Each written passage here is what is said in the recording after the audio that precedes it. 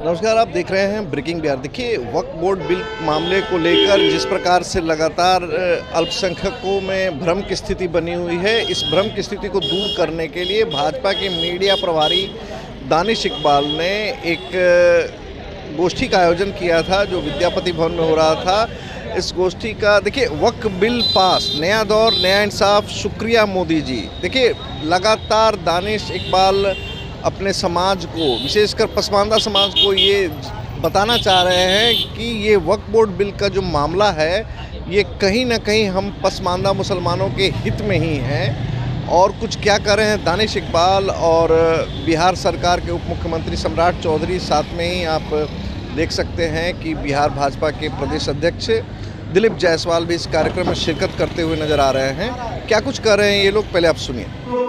उनके लिए अपनी संपत्ति का पवित्र दान किया था, लेकिन 70 वर्षों तक हमारे गरीब मुसलमानों को उनका हक और हकूक नहीं मिला। आज भी हमारी बेवा, हमारी यतीम बहनें, हमारी मिस्कीन लोग आज भी सड़क पर जिंदगी गुजर बसर कराने के लिए मजबूर हैं। लेकिन प्रधानमंत्री श्री नरेंद्र मोदी जी ने सामाजिक न्याय के आधार पर पसमानदा समाज को मुक्त धारा में लाने का काम किया और उन लोगों के साथ जो काले कौवे काला पट्टा बांध करके गरीब मुसलमानों के हक को नोचने के लिए चोंच मार रहे थे, नीतीश कुमार जी के तरफ मंडरा रहे थे, उन सबको जवाब दिया इस वक्फ बिल को पास करने के बाद। और मैं यकीन के साथ कह सकता हूं कि वक्फ बिल पास होने के बाद, आजादी के 70 वर्षों के बाद पहली बार वक्फ बोर्ड के पैसे का सही इस्तेमाल होने जा रहा है। और यहाँ पे सरकार के उप मुख्यमंत्री सम्राट जी बैठे हुए हैं, भारतीय जनता पार्टी के प्रदेश अध्यक्ष दिलीप जायसवाल जी बैठे हुए हैं। मैं इनसे गुजारिश करना चाहता हूँ, आग्रह करना चाहता हूँ कि सर, वक्फ बिल पास होने के बाद बिहार का वक्फ बोर्ड इतना सशक्त बनाइए, इतना सशक्त बनाइए कि बिहार के अंदर वक्फ बोर्ड के पैसे से इन गरीब बेवाओं के लिए, इन गरीब मिस्कीन के लिए, इन यतीम बच्चों के लिए एक अस्पताल का निर्माण कराइए। इन गरीब बच्चों के लिए तालीमी मरकज का निर्माण कराइए इस वक्फ बोर्ड के पैसे से। और जो हमारी बेवाएं हैं, जो हमारी मिस्कीन है, जिनका कोई सहारा नहीं है, वक्फ बोर्ड एक कार्ड बनवाइए वक्फ बोर्ड के माध्यम से, और उनको वक्फ बोर्ड के कार्ड के माध्यम से उनको सुविधा दिलवाइए ताकि उनकी जिंदगी में जो है बदलाव आए। जो उद्देश्य वक्फ बिल पास कराने का प्रधानमंत्री का, उसकी शुरुआत मैं चाहता हूं कि बिहार से हो। और मुझे यकीन है कि आप यहाँ बैठे हैं, आप जरूर इस पे जो है गौर व फिक्र करेंगे। और आप बताइए, 2007 की सच्चर कमेटी की रिपोर्ट कहती है कि वक्फ बोर्ड की जो प्रॉपर्टीज है, उसकी जो आय है, वो लगभग 12,000 करोड़ रुपए प्रति वर्ष होनी चाहिए। ये पैसा गया कहां? आखिर पैसा लूटा किसने? आखिर जिनका हक था उस पैसे पे, उनको उनका हक क्यों नहीं मिला? सवाल पूछिए कांग्रेस की सरकार से, सवाल पूछिए उन लोगों से, उन all India Muslim personal law board से, उन सेक्रेटरों से, उन सो कॉल्ड लोगों से जो गरीब, यतीम, बेवा और मिस्कीन के बच्चों का फोटो दिखा करके सऊदी अरब और दुबई और मिडिल ईस्ट से करोड़ों रुपया ला करके जो है इनकी बदहाली का फोटो दिखा करके उनके नाम पर सऊदी अरब से करोड़ों रुपया ला करके अपना पेट भरने का काम करते। और वही लोग हैं जो आपके और हक और हकूक के बीच में रास्ता का रोड़ा बने हुए थे। प्रधानमंत्री नरेंद्र मोदी जी ने वक्फ बिल को पास करके एक झटके में इन सारे दलालों को जो आपका हक खा रहे थे, उनके दुकान पे ताला लगाने का काम किया। इसलिए हम आज यहाँ पे एकत्रित हुए हैं प्रधानमंत्री को शुक्रिया अदा करना, और मैं पूरी भारतीय जनता पार्टी के नेताओं का शुक्रिया अदा करता हूँ। और मैं आपसे आग्रह भी करता हूँ कि जब वजीर आजम से आपकी मुलाकात हो, दिलीप जायसवाल जी आप मिलते रहते हैं, सम्राट जी आप मिलते रहते हैं, तो आप उन्हें इन गरीब पसमानदा बेवा मिस्कीन औरतों का सलाम पेश कीजिए, बताइए कि वो आपको शुक्रिया कह रही है मोदी जी, आपने जिस प्रकार से वक्फ बिल अमेंडमेंट बिल पास किया है ताकि इनकी जिंदगी में बदलाव आए। ऐसे बहुत से उदाहरण है कि पसमानदा समाज सिर्फ 70 वर्षों से बदहाल नहीं है मेरे भाइयों बहनों, बल्कि ये पिछले बाबा कबीर दास के जमाने से हजारों वर्षों से ये पसमानदा समाज जो है पिछले पायदान पर है। और आप सोचते होंगे कि मुगलों का शासन रहा होगा, मुगलों का शासन काल में जो हमारी स्थिति बहुत अच्छी रही होगी, ये बिल्कुल ऐसा नहीं था, बल्कि मुगलों के शासन काल में निबाकत का सिस्टम था। उस सिस्टम के आधार पर अगर कोई दलित, कोई पासबानदा मुगल व्यवस्था के किसी उच्च पदाधिकारी बन जाता था तो उसको चुन करके उसको बाहर निकाल दिया जाता था। आप कल्पना कीजिए कि अगर जो है मुगल शासन होता, क्योंकि मुगल शासन में ये व्यवस्था थी कि मछुआरे को, धोबी को, दर्जी को, भक्खों को, नट को, हराखोर को, धोबी को शहर से बाहर बसाइए। आप सोचिए, अगर मुगल वंश की व्यवस्था होती तो क्या एपीजे अब्दुल कलाम राष्ट्रपति बन पाते क्या APJ Abdul Kalam missile man बन पाते क्या? क्योंकि वो मछुआरे समाज से आते थे। तो आपको सोचना पड़ेगा। और जो लोग कहते हैं कि ये चार मीनार हमारा, ये लाल किला हमारा, ये ताजमहल हमारा, उनको बता दीजिए कि हमारे बाप दादा उनके मजदूर थे, हमने मजदूरी करके लाल किला और चार मीनार और ताजमहल बनाया है। जबकि वो लोग हैं जो विदेशी आक्रांताओं के साथ भारत में आए हैं। ये भारत, हम जो सामने जो लोग बैठे हैं, हम देशज पासमानदा लोग भारत मूल के हैं, भारत के मिट्टी के हैं और भारत के खून के हैं। हम यहीं दफन हो जाएंगे, यहीं मर जाएंगे। ये वही कौम है जिसने 1930 में सबसे पहले पाकिस्तान का विरोध किया था, पाकिस्तान के निर्माण का विरोध किया था, हिंदू मुस्लिम के नाम पे बनने वाले राष्ट्र का विरोध किया था और ऑल इंडिया मोमिन कॉन्फ्रेंस का निर्माण कराया गया था आसिम बिहारी के नेतृत्व में। और 1940 में रेजोल्यूशन पास किया गया था कि कोई भी मुसलमान भारत से छोड़कर पाकिस्तान नहीं जाएगा और भारत के टुकड़े नहीं होने चाहिए। उस कौम के आने वाले हम समाज के लोग हैं। तो आज भी हमारी जिम्मेदारी बड़ी है। आज भी हमें भारत के जो भूमिका है, भारत का जो गौरव है, भारत को जो आगे ले जाना है, उसमें हम लोगों की बड़ी भूमिका होने वाली है। तो इसलिए आप किसी के बहकावे में न आए, आप किसी के रिवर्स में न आए, क्योंकि ये देश आपका है, ये प्रधानमंत्री आपके हैं और ये वजीर आजम आपके हक और हकूक के लिए सोचते हैं। भाइयों बहनों, ट्रिपल तलाक वजीर आजम ने बैन किया, इन लोगों ने उसकी मुखालफत की और मुखालफत का कारण क्या बताते हैं कि गैर इस्लामिक है। पूरे कुरान के 30 पारा के अंदर ट्रिपल तलाक का एक भी जिक्र नहीं है और ये कह रहे थे कि ये गैर इस्लामिक है। प्रधानमंत्री ने आपको जिंदगी दी, आपकी जिंदगी में मुस्लिम बेटियां जो है खुशी से जिंदगी गुजर बसर कर रही हैं। ये है वजीर आजम का फैसला, ये है वजीर आजम का निर्णय। वो वोट बैंक के आधार पर निर्णय नहीं लेते हैं, बल्कि उनका निर्णय हमारे समाज के पिछड़े, हमारे समाज के दलित, हमारे समाज के पासमानदा लोगों के जिंदगी में कैसे खुशहाली आए, कैसे उनकी जिंदगी में बदलाव आए, इस आधार पर लेते हैं। इसलिए मैं कहना चाहता हूँ कि आप लोग जो है, मैं जानता हूं कि हसरत भरी निगाहों से वजीर आजम की तरफ देख रही हैं। अब वक्त आ गया है कि आप भी जिस प्रकार से वजीर आजम आपके हक हकूक की लड़ाई लड़ रहे हैं, आपके लिए जो है निर्णय ले रहे हैं, फैसले ले रहे हैं, आपको भी वजीर आजम का साथ देना होगा ताकि इस 80% पासमानदा समाज को मुक्त धारा में लाया जा सके। एक तबका है जो नहीं चाहता है कि हमारे बच्चे तालीम हासिल करें, वो नहीं चाहता है कि हमारे बच्चे रोजगार हासिल करें, वो नहीं चाहता है कि हमारी महिलाएं जो है सजग हो, उनके अंदर अवेयरनेस है। अगर हमारी महिलाएं सजग हो जाएंगी, अगर हमारे बच्चे तालीम हासिल कर लेंगे, अगर हमारे बच्चे को रोजगार मिल जाएगा तो उनकी गुलामी कौन करेगा? असदुद्दीन ओवैसी की गुलामी कौन करेगा? आजम खान की गुलामी कौन करेगा? ये all India Muslim personal board की गुलामी कौन करेगा? ये हमें मजहब के नाम पर तोड़ना चाहते हैं, ये हमें मजहब के नाम पर डर दिखाना चाहते हैं, ये हमें जो है शरिया का डर दिखाते हैं। जबकि हम भारतीय पासमानदा भारत की संस्कृति से जुड़े हुए लोग हैं। हमारी महिलाएं साड़ी पहनती हैं, हमारी महिलाएं मंगलसूत्र पहनती हैं, हमारी महिलाएं जो है सिंदूर लगाती हैं, क्योंकि हमने अपनी पूजा पद्धति बदली है, हमने अपनी संस्कृति नहीं बदली, हमने अपनी सभ्यता नहीं बदला, हमने अपने पूर्वजों को नहीं बदला है। इस बात को हमें समझना होगा। इसका उदाहरण आप देख लीजिए, क्या सऊदी अरब का मुसलमान जो होता है उसका जो कल्चर है, क्या वो जापान के मुसलमानों से मिलता है? क्या जापान का जो मुसलमान होता है क्या उसका कल्चर चाइना के मुसलमानों से मिलता है? क्या फिर भारत के मुसलमानों का कल्चर सऊदी अरब के मुसलमानों से क्यों मिलना चाहिए? बताइए आप। हम भारतीय हैं और हमारा कल्चर, हमारी संस्कृति और हमारी तहजीब पूरी तरह से भारतीय होनी चाहिए। इस बात को भी हमें समझना पड़ेगा। मैं जानता हूं कि मजहब का जो ओपियम है, मजहब का जो अफीम है, उसका नशा आहिस्ता आहिस्ता हमारे पासमानदा समाज के जहन से निकल रहा है। पासमानदा समाज तालीम हासिल कर रहा है, पासमानदा समाज आगे बढ़ रहा है।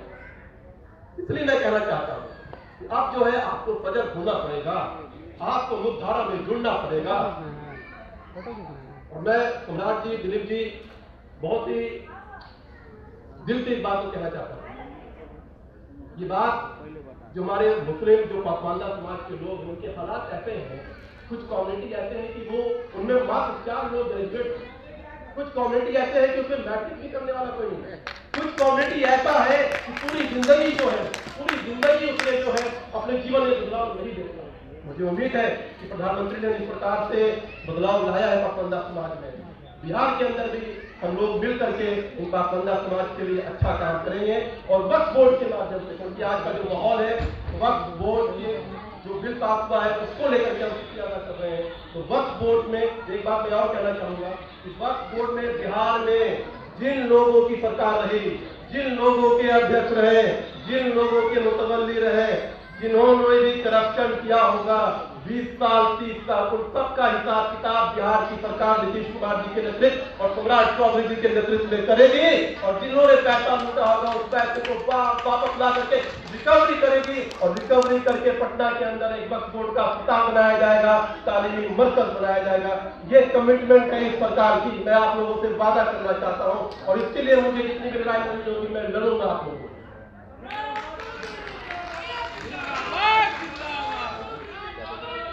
हम इस समाज से आते हैं जिसकी संख्या भारत के अंदर मुसलमानों के अंदर 80% है। पिछले 70 वर्षों से इस देश के अंदर सदन में पहुंचने वालों की संख्या 7500 से ज्यादा है। उसमें 400 मुसलमान अब तक सदन में पहुंचे हैं और आप जानते हैं 400 मुसलमानों में जिस समाज की प्रतिशत 80% हो उसके लोग मात्र 40 हैं और 360 वो लोग हैं जो विदेशी आक्रांताओं के साथ भारत में आकर मुसलमान हो गए। वे लोग हैं जो अरबी ईरानियन कल्चर को भारत में थोपना चाहते हैं। आखिर ऐसी क्या वजह है, आखिर ऐसी क्या समस्याएं हैं कि हमारे लोग सदन में नहीं पहुंच पाए। मात्र 80% जितनी आबादी हो उसके मात्र 40 लोग 70 वर्षों में सदन में पहुंचे हैं। इसलिए गौर फिक्र आपको करना है कि आप कब तक गुलाम बन करके रहेंगे, आप कब तक वोट बैंक बन करके रहेंगे। तो आप सोचिए कि क्या आपके लोग को सदन में जाना चाहिए कि नहीं जाना चाहिए। बोलने के लिए बहुत कुछ है, बहुत सारी बातें हैं, बहुत सारा विषय है, टाइम का लिमिटेशन है। हम लोगों को आदरणीय दिलीप जायसवाल जी को सुनना है, हम लोगों को जनकराम जी को सुनना है, माननीय सम्राट जी को सुनना है। इसलिए मैं ज्यादा वक्त नहीं लूंगा, बस एक ही आग्रह करूंगा कि आप लोग जहां भी जाए इस वक्त अमेंडमेंट बिल से जो बदलाव आने वाला है पासवानदा मुसलमानों की जिंदगी में, उनके जिंदगी में जो तब्दीलियां आने वाली है उसके बारे में चर्चा करें और उन लोगों को अपने बारे में बोलें। तो इसलिए मैं बहुत बहुत शुक्रिया अदा करता हूं आप लोग यहाँ पे आए और खासकर भारतीय जनता पार्टी के प्रदेश अध्यक्ष दिलीप जायसवाल जी का, सम्राट जी का और जनकराम जी का कि आपने यहाँ आकर के एक छोटी सी कोशिश थी मेरी, उसमें हौसला अफजाई किया। इसलिए मैं आपका शुक्रिया अदा करता हूँ और मैं आपको पूरे यकीन के साथ कहता हूँ कि आने वाले समय में हम पूरे बिहार के हर एक जिले में जाकर के पासवानदा समाज से संवाद करेंगे, संपर्क करेंगे और उन्हें अपनी बातों से जो है रूबरू कराएंगे। बहुत बहुत शुक्रिया, थैंक यू, धन्यवाद। हमारे बिहार सरकार के उप मुख्यमंत्री और लगातार बिहार के अंदर जो है पासवानदाओं, दलितों और पूरे समाज के लिए काम करने वाले, उनकी चिंता करने वाले आदरणीय सम्राट चौधरी जी से आग्रह करता हूं कि वो आए और हम सबको लाभान्वित करें अपने उद्बोधन से। आदरणीय सम्राट चौधरी जी।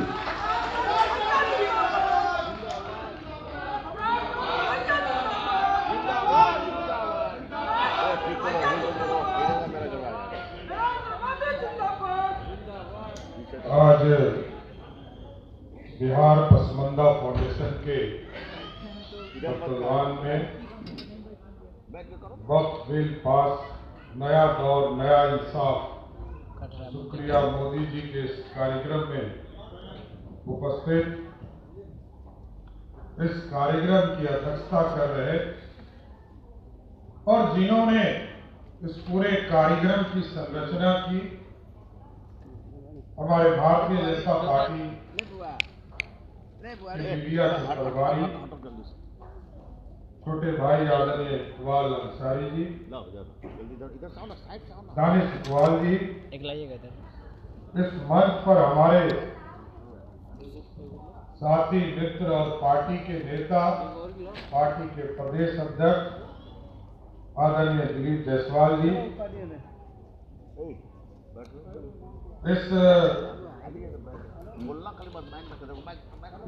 कार्यक्रम में उपस्थित बिहार सरकार के लोकप्रिय मंत्री साथी जनकराम जी, नूर आलम साहब, अति पिछड़ा प्रकोष्ठ के प्रदेश के अध्यक्ष बलराम मंडल जी, नूरजहां साहब जी, जहां आरा जी, नाज परवीन जी, इकबाल अंसारी, और आज मोदी जी को आप शुक्रिया कर रहे हैं। आजादी के 75 वर्षों के बाद भी जिसलिए ये भारत बना था, उस भारत की संरचना को जब 2014 में आदरणीय प्रधानमंत्री जी ने देखा और भारत के समाजों को कैसे जोड़ने का काम आदरणीय प्रधानमंत्री जी ने शुरुआत किया। याद कीजिए, लोग ये भ्रम फैलाते थे कि सीएए का कानून आ जाएगा, सिटीजन एक्ट अमेंडमेंट बिल जब आएगा तो इस देश से मुसलमानों को भगाने का काम शुरू किया जाएगा। देखिए, जो लोग सिर्फ वोट बैंक समझते हैं आपके, वही सिर्फ ये कर सकते, क्योंकि मोदी जी ने कहा इसमें किसी भी मुसलमान या अल्पसंख्यक भाइयों का कोई सिटीजनशिप नहीं जाएगा, नागरिकता नहीं जाएगा। लोगों ने भ्रम फैलाया। और याद कीजिए, आजादी से भारतीय जनता पार्टी की पूरी टीम डॉक्टर श्यामा प्रसाद मुखर्जी ने अपने प्राणों की आहुति दे दी कि नहीं चलेगा कश्मीर में दो निशान और दो प्रधान। ये हमारी लड़ाई नहीं थी, ये भारत को एक करने की लड़ाई थी साथी।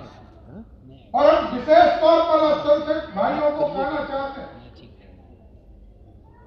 1975 में जब इमरजेंसी लागू था, तब इस देश में कहा गया कि भारत सेकुलर देश है।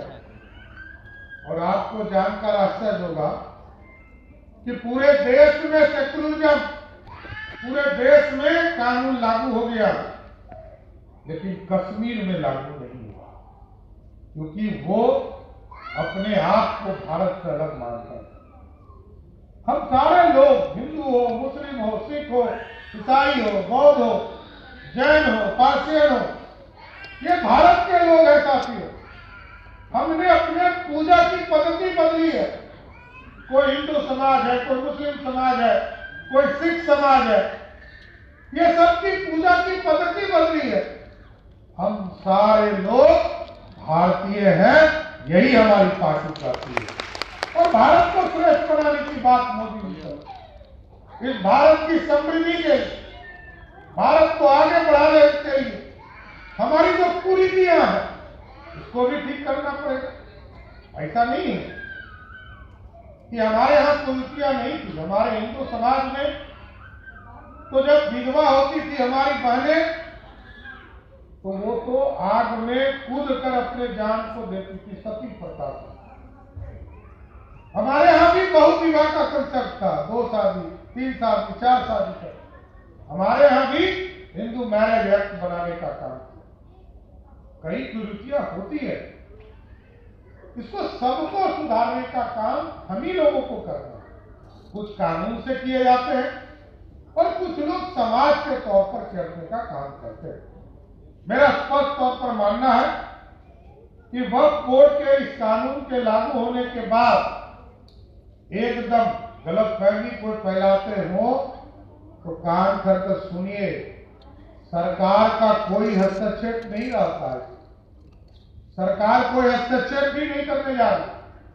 और ये जो गलतफहमी फैलाने का काम किया जा रहा है कि कब्रिस्तान सरकार ले लेगी, मस्जिद सरकार ले लेगी, एकदम ये थोथी दलील है, कहीं ऐसा कुछ नहीं होगा। और यहां तो बिहार के लोकप्रिय मुख्यमंत्री नीतीश कुमार जी ने अपने 20 साल के शासनकाल में, याद कीजिए, मैं लंबे समय से विधायक रहा और मैंने उस शासन को भी दिखा है जो आज आप कहते हैं ना माई, दूसरा ही लोग, कुछ ऐसे असामाजिक तत्व थे जो मुसलमानों के कब्रिस्तानों को कब्जा करने का काम करते थे, कोई दूसरा नहीं काम, और सब जगह झगड़ा लगाने का काम करते थे, धारा में लाने का काम किया और लगभग 8,000 कब्रिस्तानों की घेराबंदी करने का काम किया। लगभग 1200 कब्रिस्तान की घेराबंदी का काम चल रहा है। अल्पसंख्यक हॉस्टल खोले गए, अल्पसंख्यक छात्रों को वजीफा देने का काम किया गया। और आज भी अभी जनक चमार जी आपको बोल रहे, हम लोगों ने तो सभी वर्गों को, एक वर्ग नहीं, ऐसा नहीं है कि भारतीय जनता पार्टी या नीतीश कुमार जी किसी एक वर्ग के लिए काम कर। जितना काम नीतीश कुमार जी ने किया है उनके पीठ पर भारतीय जनता पार्टी ही थी साथियों, को दूसरी पार्टी नहीं थी। और आज देखिए, आज सभी को छात्रवृत्ति हम लोगों ने दुगना करने का काम किया। उसमें हम लोगों ने कभी नहीं देखा कि मुसलमान वर्ग को नहीं देना, दलित वर्ग को नहीं देना, अति पिछड़े को नहीं देना, सबको देना। सरकार का काम है सबके विकास की बात करना। और साथियों, बिहार बदल रहा है। बिहार के चरित्र को बिहार के मुख्यमंत्री नीतीश कुमार जी ने पूरी तरह बदलने का काम किया। जिस बिहार को अराजकता के तौर पर जाना जाता था, आज आपको जानकर आश्चर्य होगा कि जिस बिहार में आजादी के पहले से लेकर 1990 तक मात्र 8 यूनिवर्सिटी थे और 1990 से लेकर 2005 तक मात्र 2 यूनिवर्सिटी बिहार में खुले, नीतीश कुमार जी के शासनकाल में वही बढ़कर आपको जानकर आश्चर्य होगा कि 2005 तक 10 यूनिवर्सिटी, 90 के पहले 8, 90 से 2005 के बीच में 2 यूनिवर्सिटी, और आज कितना यूनिवर्सिटी है पता है? 33 यूनिवर्सिटी बिहार में नीतीश कुमार जी ने स्थापित कर दी। और हम लोगों ने साफ तौर पर लक्ष्य लिया, जो पिछड़े हैं, दलित हैं, मुसलमान हैं, सबको पढ़ाना है। और इसके लिए आपने देखा होगा, जिस तरह टोला सेवक की बहाली दलित वर्गों में किया गया कि वहां के बच्चों को पढ़ने की पूरी व्यवस्था कैसे स्कूल तक पहुंचाने का काम करे, तो उसी तरह मुसलमान वर्ग में भी, अल्पसंख्यक वर्ग में भी तालीमी मरकज का प्रयोग किया गया कि हमारे बच्चों को स्कूल तक पहुंचाने का काम किया। इसलिए साथियों, स्पष्ट है बिहार आगे बढ़ रहा है, बिहार समृद्धि की ओर जा रहा है। और पूरे देश को आप देखिएगा और बिहार को देखिएगा। मैं तो तुलना इसलिए करता हूं कि किसने क्या किया। एक तरफ कहती है कि हम सेक्युलरिज्म है, भागलपुर का दंगा हुआ और जो दंगाई थे वो घूमते रह गए सड़कों पर पूरे 15 वर्षों तक। लेकिन जब नीतीश कुमार जी और भाजपा की सरकार बनी, सर, जिसने अपराध किया उसको जेल के अंदर भी डाला, और जो हमारी बहनें जो एक तरह से विधवा हुई उनको पेंशन आज भी बिहार की सरकार देने का काम है। तो साथियों, न्याय करना पड़ेगा और न्याय के साथ ही विकास हो सकता है। मोदी जी का भी स्पष्ट मानना है, सबका साथ सबका विकास, और सबके विश्वास की भी चिंता करें। और यहां भी नीतीश कुमार जी के नेतृत्व में लगातार आज बिहार की सरकार लगातार काम करके बिहार को उन्नति की ओर ले जाने का काम कर रही है।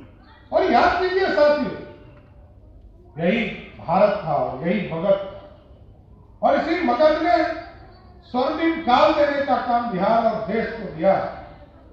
लेकिन इस भारत को और समृद्ध बनाने की जरूरत थी। जहां आप सोचिए कि कांग्रेस पार्टी या यूपीए के लोग बिहार को हिस्सा भी नहीं देते थे। बिहार को हिस्सा के तौर पर 2004 से लेकर 2014 तक जहां मात्र 1,82,000 करोड़ रुपया बिहार को मदद करने का काम किया, वहीं मोदी जी ने 7 से 8 गुना अधिक देकर 14 लाख करोड़ रुपया बिहार के विकास के। और अब तो दुनिया का रास्ता खुल रहा है, दुनिया का रास्ता खुल रहा है सर। 4 तरह के रास्ते होते हैं, रोडवेज, रेलवेज, एयरवेज और वाटरवेज। साथियों, हम तो दो में कहीं थे ही नहीं। एयर ट्रैफिक जो दुनिया में हम मजदूर बनकर जाते हैं, सब हम दुबई जाते हैं, शारजा जाते हैं, हमारे पास कोई कनेक्टिविटी नहीं थी, इतनी बड़ी आबादी। आज मोदी जी के शासनकाल में आपको जानकर आश्चर्य होगा, जहां 2005 तक बिहार में एयर ट्रैफिक से मात्र 2.5 लाख लोग ही ट्रैफिक से हवाई यात्रा करते थे, लेकिन आज मोदी जी और नीतीश कुमार जी के नेतृत्व में आपको जानकर आश्चर्य होगा कि 42 लाख लोग सिर्फ हवाई सेवा से बाहर और अंदर करने का काम करें। और अभी सिर्फ पटना का एयरपोर्ट खुलेगा। 4 तारीख को आदरणीय प्रधानमंत्री जी पटना आ सकते हैं सर, क्योंकि खेलो इंडिया के तहत यूथ गेम्स की शुरुआत आदरणीय प्रधानमंत्री जी कर सकते हैं और उस दिन पटना एयरपोर्ट का उद्घाटन करेंगे। और सिर्फ पटना एयरपोर्ट का उद्घाटन होगा तो जहां पटना एयरपोर्ट से 30 लाख लोग आज हवाई सेवा का लाभ उठा रहे हैं, पटना में सिर्फ 1 करोड़ लोग हवाई सेवा लेने का काम करेंगे। 1 करोड़।